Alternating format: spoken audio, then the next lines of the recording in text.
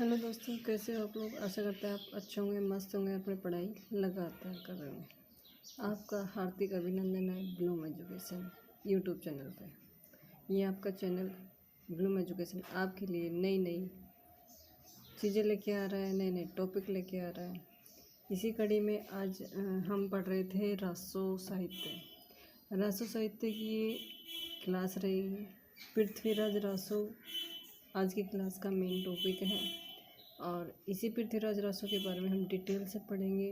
जितना हो सकता है उतना पढ़ेंगे, कोई भी बात नहीं छोड़ेंगे। और विश्वास दिलाती हूँ हमेशा की तरह आपको कि जब ये क्लास पढ़ोगे तो आप निराश नहीं होंगे। निराश होने की तो बातें नहीं आती, क्योंकि हम मैटर इतना पढ़ेंगे। कोई भी क्वेश्चन आज तक जो हिंदी साहित्य में आया हुआ हो और यहाँ से आपको ना मिले तो कमेंट में ज़रूर बताना कि आपको ये क्वेश्चन नहीं मिला, हम उसका भी सॉल्यूशन देंगे। लेकिन 98 प्लस पर मैं आपको ये बता देती हूँ कि यहाँ से आपको सारे क्वेश्चन मिलेंगे। पृथ्वीराज रासो से जितने भी क्वेश्चन बने वो सारे हम यहाँ पे कवर करेंगे। तो चलो देखते हैं पृथ्वीराज रासो। पृथ्वीराज रासो में क्या क्या पढ़ना है। पहले हम उसकी डिटेल पढ़ेंगे, भूमिका पढ़ेंगे, उसके बाद हम पूरा गहराई से पढ़ेंगे। देखो, पृथ्वीराज रासो रासो साहित्य की एक महत्वपूर्ण रचना है। रासो साहित्य की एक महत्वपूर्ण रचना है और इस रचना में बहुत ज़्यादा मैटर है और पूरा का पूरा हम मैटर पढ़ेंगे। देखो, इसका लेखक कौन है, रचनाकार कौन है, चंद्रबरदाई। इसका पृथ्वीराज रासो जो रचना है उसका लेखक या रचनाकार कौन है, चंद्रबरदाई। चंद्रबरदाई का जन्म कब हुआ, 1168 ईस्वी में। जन्म कब हुआ, 1168 ईस्वी। चंद्रबरदाई की जाति कौन सी थी, भाट। ये भाट जाति के हैं। इनका गोत्र कौन सा है, जगाता गोत्र है। इसका गोत्र कौन सा है, जगाता। ये पूछे हुए हैं इसलिए मैंने बताया। चंद्रबरदाई का जन्म कब हुआ ये क्वेश्चन पूछा हुआ, कौन सी जाति का है ये पूछा हुआ, हो सकता है आगे आ जाए कोई गोत्र वाला। तो ये हमने पढ़ा, पृथ्वीराज रासो के रचनाकार चंद्रबरदाई हैं। इनका जन्म 1168 ईस्वी में, जाति भाट और गोत्र जगाता।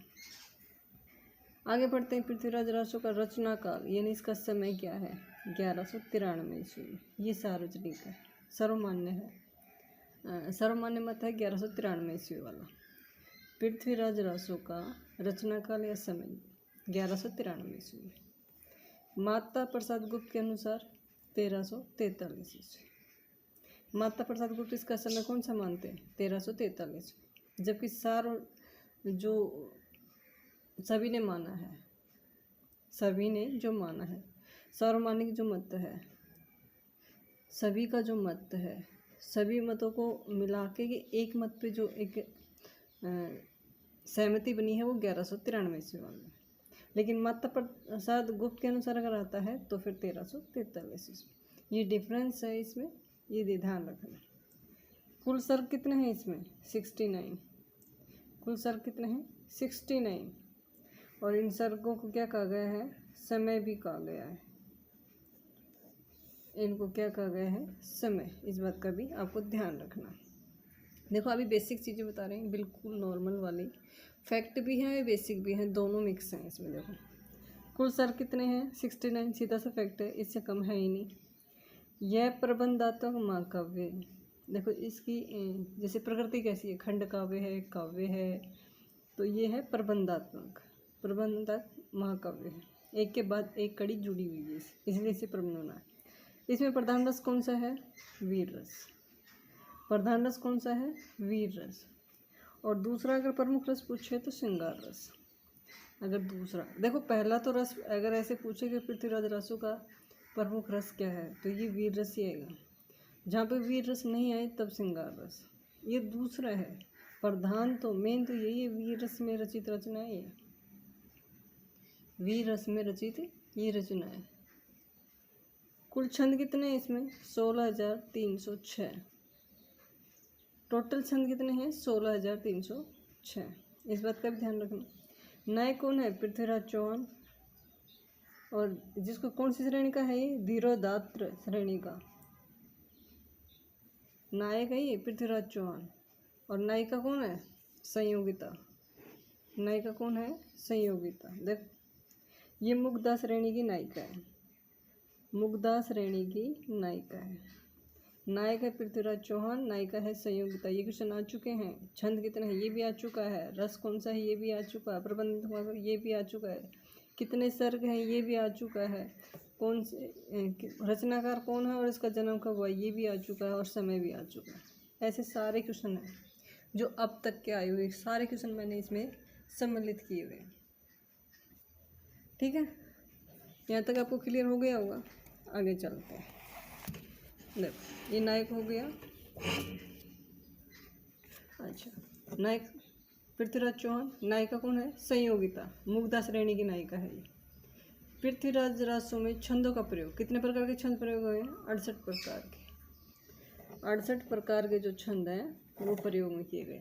यानी पृथ्वीराज रासो है उसमें एक ही छंद का प्रयोग मुख्य नहीं है, एक छंद ही प्रयोग नहीं हुआ। जैसे कुंडलियाँ कुंडलियाँ कुंडलियाँ, दोहा दोहा दोहा, सोरठा सोरठा सोरठा, ऐसा नहीं है। इसमें 68 प्रकार के छंद हैं। देखो कितने ज्ञानी आदमी थे। 68 प्रकार के छंद तो इन्होंने रचना में प्रयोग किए। लेकिन प्रमुख छंद कौन सा है? छप्पे। रस पूछे तो वीर रस, छंद पूछे तो छप्पे। और इस छप्पे छंद को कविता छंद किसने कहा है? चंद्रबरदाई ने। प्रमुख जो छंद छप्पे है इसको चंद्रबरदाई ने क्या नाम दिया है? कविता छंद। ये बात ध्यान रखना, ठीक है। छप्पे छंद को कविता छंद कहा है चंद्रबरदाई ने, ठीक है। आगे देखो, नामवर सिंह, ये एक आलोचक हैं। इन्होंने अपने अपने विचार अनेक रचनाओं पर व्यक्त किए हैं, तो वही है। नामवर सिंह जी क्या कहते हैं? चंद्रबरदाई को छंदों का राजा कहते हैं। नामवर सिंह चंद्रबरदाई को छंदों का राजा कहते हैं। शिवसेंगर क्या कहते हैं? चंद्रबरदाई को छप्पे छंद का राजा कहते हैं। ये तो सभी छंदों का राजा कहते हैं। नामवर सिंह तो कहते हैं जितने भी छंद हैं वो छंदों का राजा ही चंद्रबरदाई है। जबकि शिवसेंगर जी क्या कह रहे हैं कि छप्पे छंद का राजा है चंद्रबरदाई। देखो ये क्वेश्चन आए हुए हैं इसलिए बता रही हूँ। आप सोचोगे कि उसमें क्या रचना है तो इसमें चंद्रबरदाई ने क्या पूछूंगा? भाई उसका लेखक है, और लेखक के बारे में भी हमें आगे पीछे का सब पता होना चाहिए। क्योंकि हम मेन पढ़ लेते हैं, आगे पीछे का नहीं पढ़ते तो क्वेश्चन वहीं से पुटअप हो जाते हैं, और जहाँ से क्वेश्चन पुटअप आए वो हम कवर नहीं कर पाए तो सिलेक्शन कैसे होगा? तो हमें आगे पीछे का सब कुछ पढ़ना होता है। शुक्ल जी क्या कर रहे हैं? चंद्रबरदाई हिंदी के प्रथम महाकवि, हिंदी के प्रथम महाकवि बताया इसने, कवि नहीं महाकवि, तथा पृथ्वीराज रासो हिंदी का प्रथम महाकाव्य है। चंद्रबरदाई के अनुसार हिंदी के प्रथम महाकवि कौन है? शुक्ल जी के अनुसार चंद्रबरदाई हिंदी के प्रथम महाकवि हैं, और इन्होंने ही रचना रचनी है पृथ्वीराज रासो। तो उनकी रचना जो पृथ्वीराज रासो है उसको क्या माना है? हिंदी का प्रथम महाकाव्य माना है। ये देखो यहाँ से लेके यहाँ तक क्लियर हो गया। देखो साथ साथ में दोहराते रहते हैं ये। चलो यहाँ से देखो, पृथ्वीराज रासो है, रचनाकार चंद्रबरदाई। मेरे साथ साथ दोबारा से बोलते रहना, याद यहीं पे हो जाना चाहिए। जन्म 1168 ईस्वी में, जाति भाट, गोत्र जगाता। भाट जाति में गोत्र होता है जगाता। पृथ्वीराज रासो का समय क्या है? 1193 ईस्वी। माता प्रसाद गुप्त ने क्या माना? 1343। कुल सर्ग 69। और ये प्रबंध तक महाकाव्य है। प्रधान रस वीर रस है। दूसरा प्रमुख रस कौन सा है? श्रृंगार रस। दूसरा प्रमुख रस कौन सा है? श्रृंगार रस। कुल छंद कितने हैं? 16,300 छंद। ये व्रत है, बहुत बड़ा ग्रंथ है ये। 16,300 छंद। नायक पृथ्वीराज चौहान, नायिका संयोगिता। नायक कौन सी श्रेणी के हैं? धीरोधरात श्रेणी के। नायिका कौन सी है? मुग्धा श्रेणी की नायिका है। पृथ्वीराज रासो में छंदों का प्रयोग कितने प्रकार के हुए हैं? 68 प्रकार के। प्रमुख छंद कौन सा है? छप्पे। और इसी छप्पे को चंद्रबरदाई ने क्या नाम दिया है? कविता छंद। यहाँ तक क्लियर हो गया। आगे चलो, ये देखो 3 परिभाषाएं हैं। परिभाषा भी क्या? किसी आलोचक के मत हैं और उन मतों को भी याद रखना। नामवर सिंह जी क्या कर रहे हैं? चंद्रबरदाई को छंदों का राजा बताते हैं। और शिवसेंगर जी क्या कहते हैं? छप्पे छंद का। चंद्रबरदाई को छप्पे छंद का राजा कहा है इन्होंने। शुक्ल जी ने क्या कहा है, चंद्रबरदाई हिंदी के प्रथम महाकवि हैं और पृथ्वीराज रासो हिंदी की प्रथम महाकाव्य है। पृथ्वीराज रासो हिंदी का प्रथम महाकाव्य है। ठीक है, यहाँ तक समझ में आया। चलो आगे चलते हैं। आगे देखो, पृथ्वीराज रासो के विभिन्न संस्करण कितने हैं? 4 संस्करण। कितने विभिन्न रासों के? इसके 4 संस्करण हैं। 4 संस्करण हुए इसके, ये बात याद रखना। देखो, पहला है वृद्ध या वृत्त रूपांतरण, पहला संस्करण। ठीक है, इसका प्रकाशन कब हुआ, किसने करवाया, कब हुआ? तो ये देखो, पहला है वृत्त या वृत्त रूपांतरण। प्रकाशन है इसका नागरिक प्रचारणी सभा काशी द्वारा। देखो, ये काशी में है नागरिक प्रचारणी सभा। इन प्रकाशन किसने करवाया? नागरिक प्रचारणी सभा काशी ने। इसकी जो हस्तलिखित प्रति है, जो हाथ से लिखी हुई जो रचना है, उसका संरक्षण कहाँ है? वृद्ध रूपांतरण का, वृद्ध संस्करण का। ये है उदयपुर संग्रहालय में सुरक्षित। राजस्थान में है ना उदयपुर संग्रहालय सुरक्षित, वहाँ पे है। इसकी हस्तलिखित प्रति उदयपुर संग्रहालय में। इसमें छंद कितने हैं? जो संग्रहालय में जो प्रति लिखी हुई है हाथ से, उसमें छंद कितने हैं? 16,306। और सर्ग कितने हैं? सर्ग है 69, 69। सर्ग कितने हैं? 69। सर्गों को समय या समय कहा गया है। देखो, जो वृत्त और रूपांतरण में है उसमें सर्ग को क्या कहा गया है? सर्गों को समयों या समय कहा गया है। ये यहाँ पे बंद करो ब्रैकेट। ठीक है, ये बात ध्यान रखना। सर्ग नहीं कहा गया, समय कहा गया है। पहले व्रत वाले संस्करण। कहाँ से प्रकाशन? नागरिक प्रचारणी सभा काशी से। कहाँ संग्रहालय इसकी? हस्तलिखित प्रति कहाँ पे है? उदयपुर संग्रहालय में। देखो, इसमें क्या लिखा है? नागरिक प्रचारणी सभा को वाले संस्करण का आधार 1585 ईस्वी, अगर विक्रम संवत में करोगे तो 1642 की प्रति को बताया गया है। यानी जो 1585 ईस्वी में या विक्रम संवत 1642 में जो हमें प्रति मिली थी हाथ से लिखी हुई, उसके आधार पर नागरिक प्रचारणी सभा ने इसका प्रकाशन करवाया, उसको आधार बनाया। 1585 ईस्वी की जो प्रति हमारे पास है उसको आधार बना लिया कि ये ही मूल है और इसको हिसाब से हम अब इसका प्रकाशन करवाते हैं। तो ये है नागरिक प्रचारणी सभा वाले संस्करण का आधार। ये पूछा हुआ है क्वेश्चन 1585 ईस्वी। ठीक है, पहले संस्करण में यही है कि नागरिक प्रचारणी सभा ने इसका प्रकाशन करवाया। कुल छंद 16,306 हैं, सर्ग 69 है और इसका आधार है 1585 ईस्वी में जो मिली हस्तलिखित प्रति है उसके हिसाब से उसको आधार बना के इसका प्रकाशन किया गया। दूसरा है मध्यम रूपांतरण। दूसरा क्या है? मध्यम रूपांतरण। देखो, ये आपको साफ दिख रहा होगा यहाँ से। देखो, ये दूसरा मध्यम रूपांतरण है, मध्यम संस्करण है। तो इसकी प्रतियाँ कहाँ रखी हुई हैं? अबोहर के साहित्य सदन में और बीकानेर के जैन भंडार में। इसकी 2 जगह हैं, अबोहर के साहित्य सदन में और बीकानेर का जो जैन ज्ञान भंडार है उसमें लिखा सुरक्षित है इसकी प्रति। इसमें सर्गों का नाम क्या रखा है? प्रस्ताव। ये महत्वपूर्ण बात है यहाँ से। ठीक है, इसमें सर्गों का नाम देखो, पहले वाले में समय लिखा गया था, दूसरे वाले में प्रस्ताव है। और पंडित मथुरा प्रसाद दीक्षित ने मध्यम रूपांतरण को प्रमाणिक माना है। मैं से मध्यम, मैं से मथुरा, ऐसे करके याद करो। मैं से मध्यम और मैं से मथुरा लिंक बना के याद करोगे, कभी नहीं भूलोगे। इसमें छंद कितने हैं? 7000। छंद कितने हैं? 7000। इसकी प्रतियाँ विक्रम संवत 1700 के पश्चात की हैं। ये देखो यहाँ से ये क्वेश्चन 1700 के पश्चात की। उसमें क्या थी? 1585 वाली या विक्रम संवत 1642। लेकिन इसकी क्या है? विक्रम संवत 1700 क्या है पश्चात की जो प्रतियाँ हैं उसको आधार बना के मध्यम रूपांतरण है या मध्यम संस्करण निकाला गया दूसरा वाला। और इसकी प्रतियाँ कहाँ पे सुरक्षित है? अबोहर के साहित्य सदन में और बीकानेर के जैन ज्ञान भंडार में। सर्गों को क्या नाम दिया गया? पहले में तो था समय, दूसरे में क्या है? प्रस्ताव। तो इन बातों का ध्यान रखना है आपको। चलो आगे वाला पढ़ते हैं। तीसरा कौन सा है? लघु रूपांतरण। तीसरा क्या है? लघु रूपांतरण। लघु रूपांतरण में छंद कितने हैं? 3500। लघु तीसरा, तीसरा से ये लिख लो, पहले आना चाहिए 3500। समय कितने हो गए? 19। समय कितने हैं? 19 समय है, यानी 19 सर्ग हैं। आप ऐसे भी कह सकते हो। इसमें सर्गों या समय का नाम खंड मिलता है।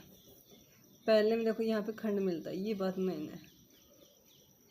पहले में सर्ग का नाम क्या लिखा गया? समय, दूसरे में प्रस्ताव और तीसरे में खंड। छंद 3500, समय 19 या खंड 19 हो गए। इसकी प्रतियां कहाँ हैं? बीकानेर के अनूप संग्रहालय, अनूप संस्कृत पुस्तकालय में सुरक्षित हैं। पहले की कहाँ थी?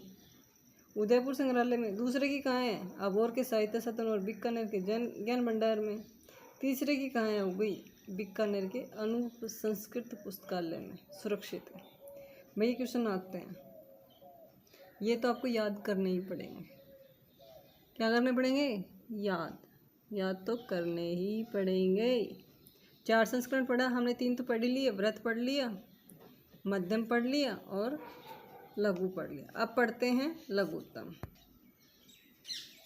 पृथ्वीराज रासो को प्रमाणिक और अप्रमाणिक मानने के संबंध में 3 प्रकार के मत हैं।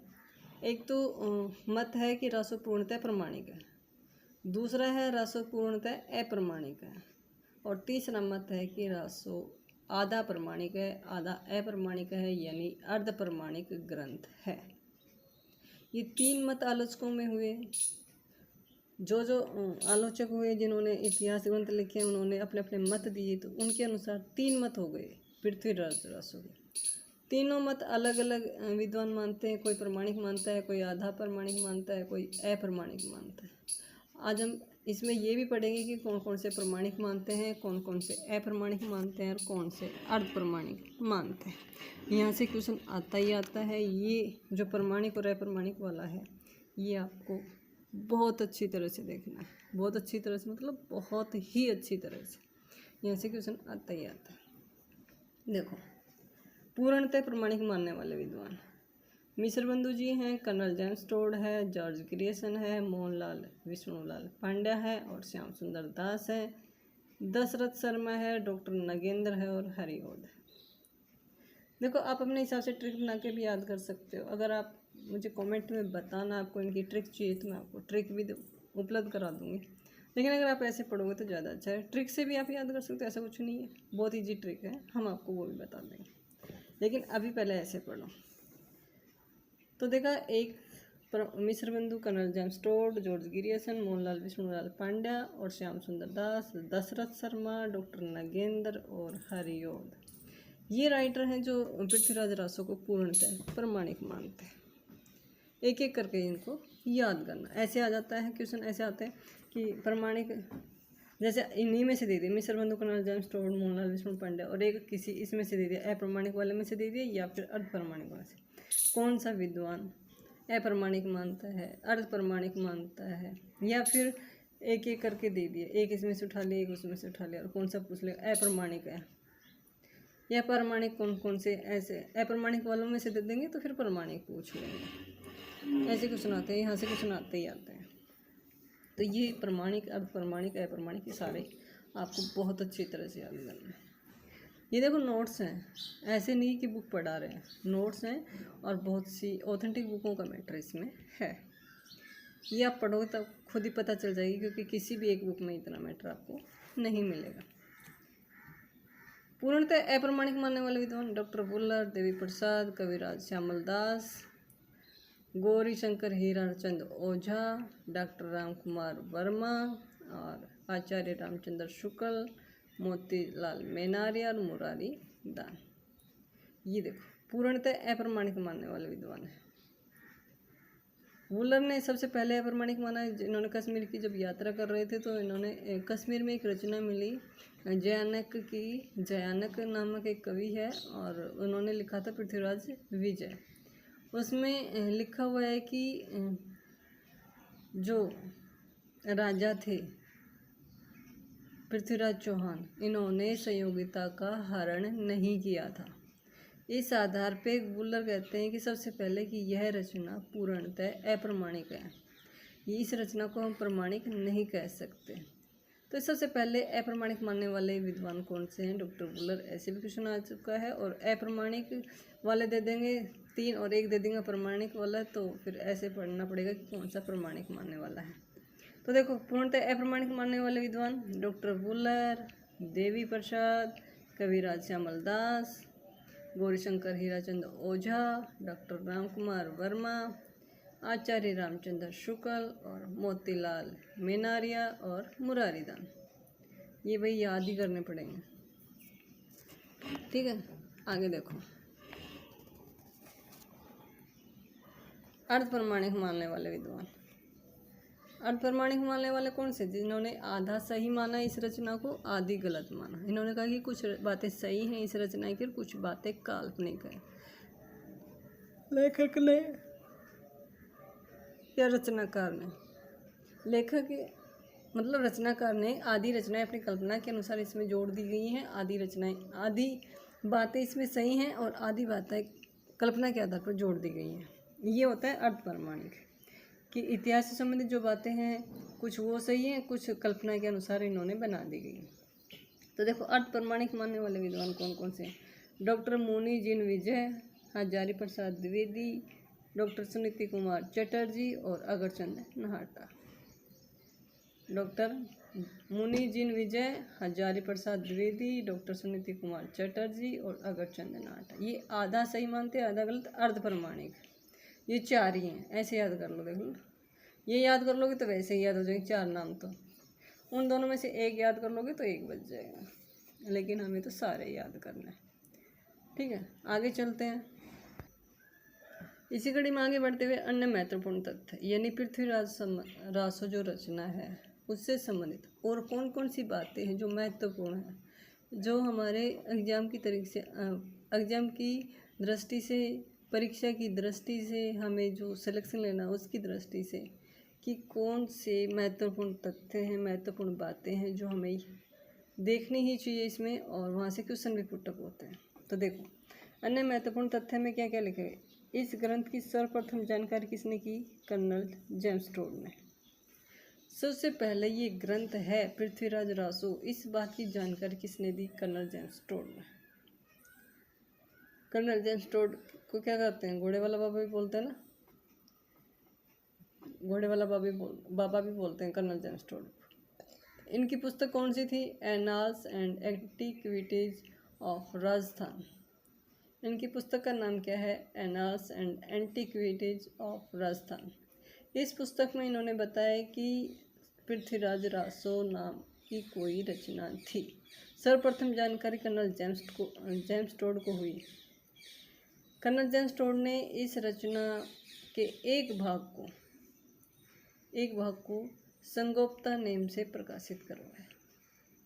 कर्नल जेम्स टोड को जब ये रचना मिली तो इसके एक भाग को, जिसमें संयोगिता का वर्णन था, उसी को इन्होंने प्रकाशन करवाया और उसका नाम क्या लिखा? संगोप्ता नेम। संगोप्ता नेम से इन्होंने इस रचना का प्रकाशन करवाया था कर्नल जेम्स टोड ने। सबसे पहले जानकारी किसने दी इस ग्रंथ की? कर्नल जेम्स टोड ने।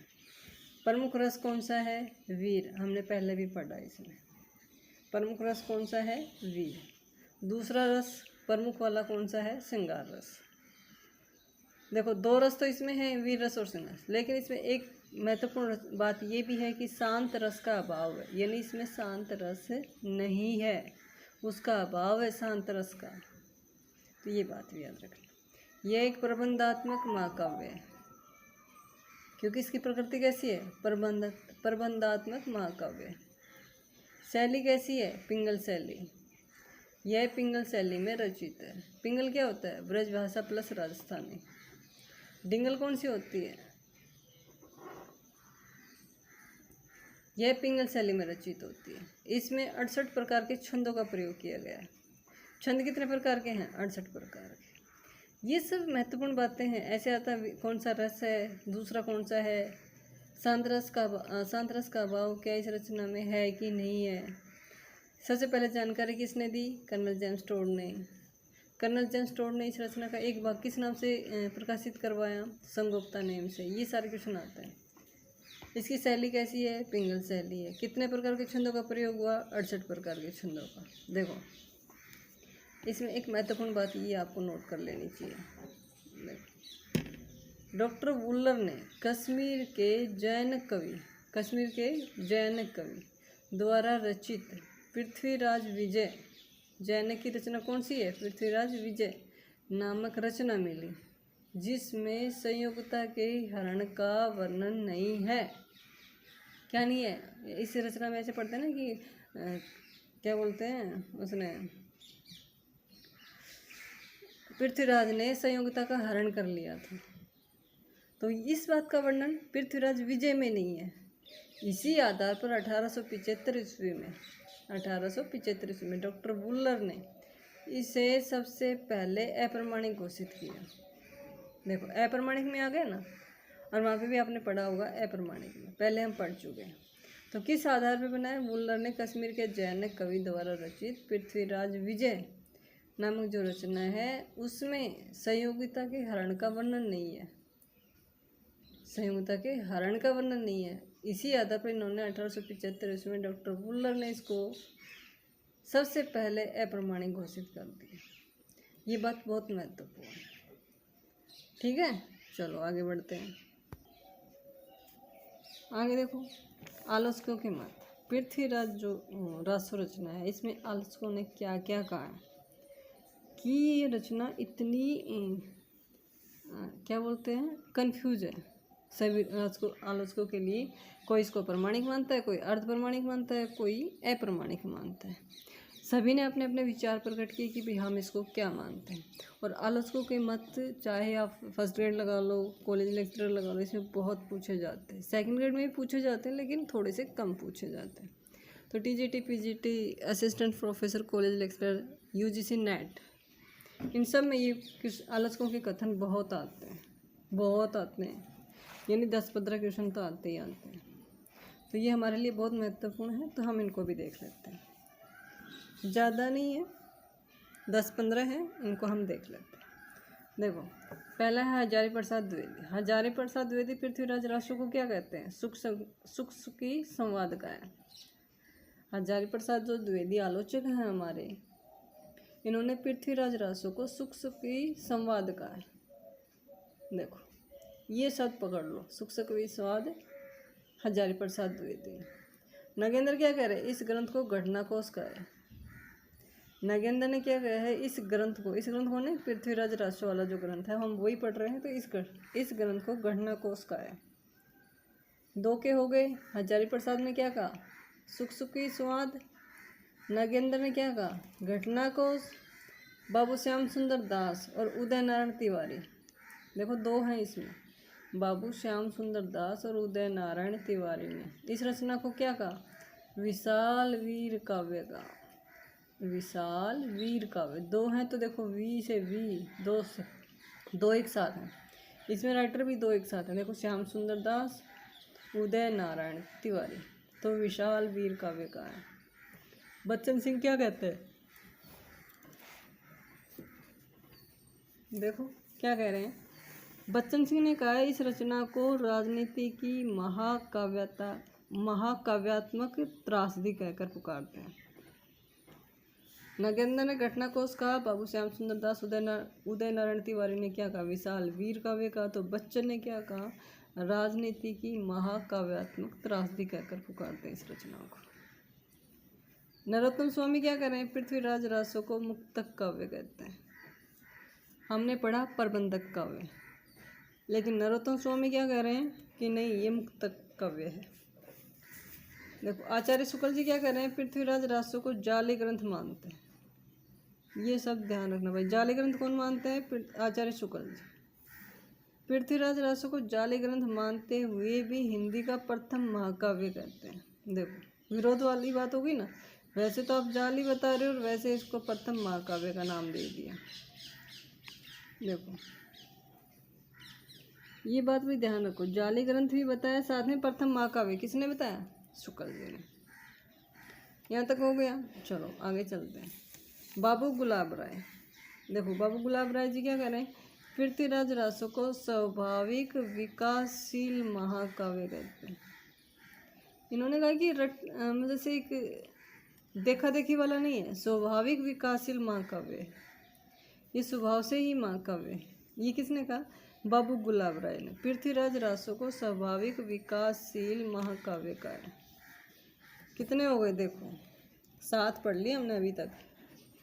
देखो पहला पढ़ा हजारी प्रसाद द्विवेदी का, फिर नगेंद्र का, श्याम सुंदर दास का, बच्चन सिंह का, नरोत्तम स्वामी का, शुक्ल जी का, बाबू गुलाब राय का।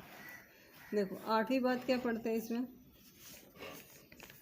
पृथ्वीराज रासो की तिथि संबंधी, यानी जो इन्होंने तारीखें दे रखी हैं, जो तिथि इस पृथ्वीराज रासो में है उसमें भ्रम हो रहा है। उस भ्रम में जो कोई आलोचक किसी समय की मानता है, कोई आलोचक किसी समय की मानता है, तो पृथ्वीराज उसकी जो तिथि संबंधी जो भ्रम है उसके निवारण के लिए मोहनलाल विष्णुलाल पंड्या ने क्या किया? आनंद संवत की कल्पना की। आनंद भी लिखा हुआ मिलता है और आनंद भी लिखता है। कहीं कहीं किसी पुस्तक में आनंद लिखा हुआ मिलेगा तो टेंशन मत लेना। आनंद भी लिखा हुआ मिलता है और आनंद संवत की भी कल्पना की, दोनों नाम आ सकते हैं। अगला 9वां क्या है? शुक्ल जी ने क्या कहा कि चंद्रप्रदायी हिंदी के प्रथम महाकवि माने जाते हैं और इनका पृथ्वीराज रासो हिंदी का प्रथम महाकाव्य है। ये कौन सी बात हो गई? देखो 10वीं हो गई। 9वीं, चंद्रप्रदायी हिंदी के प्रथम महाकवि माने जाते हैं और इनका पृथ्वीराज रासो हिंदी का प्रथम महाकाव्य है। ये 9 वाली बात हो गई। 10वीं बात देखो इसमें शुक्ल जी का क्या मत है? पृथ्वीराज रासो इतिहास नहीं है, काव्य ग्रंथ है। यानी इतिहास की दृष्टि से देखोगे तो वो इतिहास नहीं है। शुक्ल जी ने कहा जैनक का पृथ्वीराज विजय भी काव्य रूप ग्रंथ है। इन्होंने कहा कि पृथ्वीराज रासो भी इतिहास नहीं है तो जैनक का पृथ्वीराज विजय भी इतिहास नहीं है, ये दोनों काव्य ग्रंथ हैं। फिर भी क्योंकि उसमें घटनाएं और नाम ठीक ठाक हैं, फिर भी क्योंकि उसमें घटनाएं और नाम ठीक ठाक है।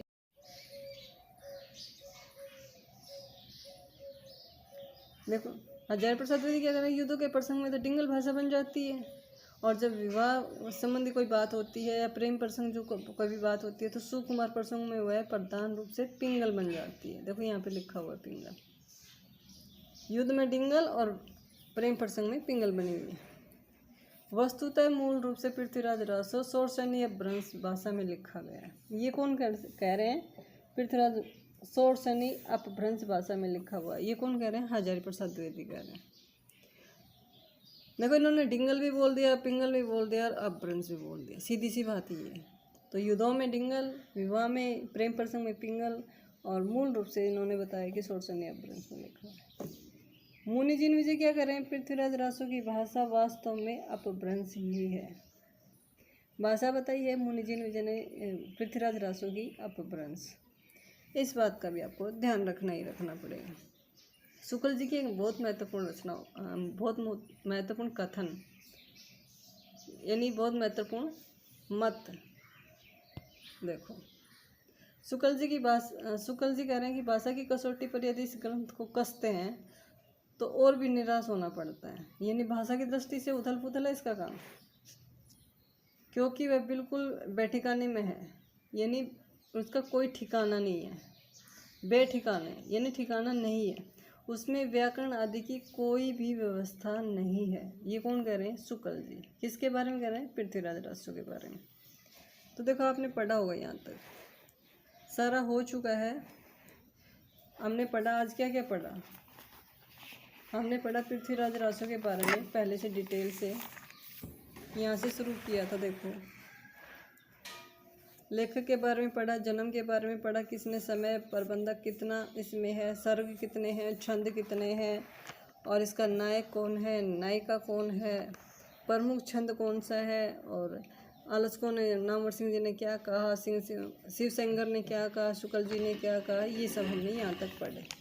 उसके बाद हमने पढ़ा इसमें इसके संस्करण, इसके 4 संस्करण पढ़े। वृद्ध संस्करण पढ़ा, फिर हमने पढ़ा इसका मध्यम संस्करण, फिर पढ़ा हमने इसका लघु संस्करण या लघु रूपांतरण भी बोल सकते हैं इसको।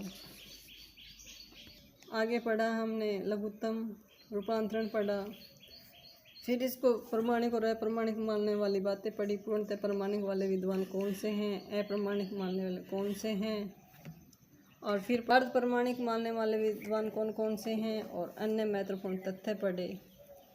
इसमें क्या क्या पढ़ा, किसने सबसे पहले इस ग्रंथ की जानकारी दी, कितने छंद हैं, कौन सा रस है, पिंगल शैली में है, कर्नल जेम्स टोड ने कब इसका प्रकाशन करवाया, किस नाम से करवाया, और लास्ट में हमने इसमें पढ़ा कि आलोचकों के मत क्या क्या हैं। हजारी प्रसाद द्विवेदी ने इसको सुख संवेद संवाद कहा, नगेंद्र ने घटना कोश कहा, बाबू श्याम सुंदर दास ने विशाल वीर काव्य कहा, नरोत्तम स्वामी ने मुक्तक काव्य का, शुक्ल जी ने इसका प्रथम महाकाव्य कहा, बाबू गुलाब राय ने इसको स्वाभाविक विकासशील महाकाव्य का, और मोहनलाल विष्णुलाल पांडे ने अनंत संवत की कल्पना की, शुक्ल जी ने पृथ्वीराज चंद्र बरदाई को हिंदी का प्रथम महाकवि और पृथ्वीराज रासो को हिंदी का प्रथम महाकाव्य बताया। इसी कड़ी में आगे हमने पढ़ा हजारी प्रसाद द्विवेदी ने इसके वीर रस में जो वीर प्रसंग है उनमें डिंगल और प्रेम प्रसंग है उनमें पिंगल भाषा का मूल रूप से इसको सोर्स या अपभ्रंश में लिखा हुआ बताया है हजारी प्रसाद द्विवेदी ने। मुनिजिन विजय जी कह रहे हैं कि इसकी भाषा मूल रूप से अपभ्रंश ही है, वास्तव में तो शुक्ल जी कह रहे हैं कि भाषा की कसौटी पर इसको हम जब कसते हैं इस ग्रंथ को तो बिल्कुल ही निराश होना पड़ता है, क्योंकि यह बेठिकाने की भाषा इसमें है, इसमें व्याकरण का कहीं भी कोई भी व्यवस्था नहीं की गई है। आशा करते हैं आपको ये क्लास अच्छी तरह से समझ में आई होगी। आपका फिर से इस आपके अपने YouTube चैनल ब्लूम एजुकेशन में स्वागत है, आप बने रहिएगा। और जो भी कुछ आपको समझ में नहीं आया तो बता देना, प्यारे प्यारे कमेंट करना। अगर क्लास पसंद आई हो तो लाइक शेयर और कमेंट भी करना। धन्यवाद।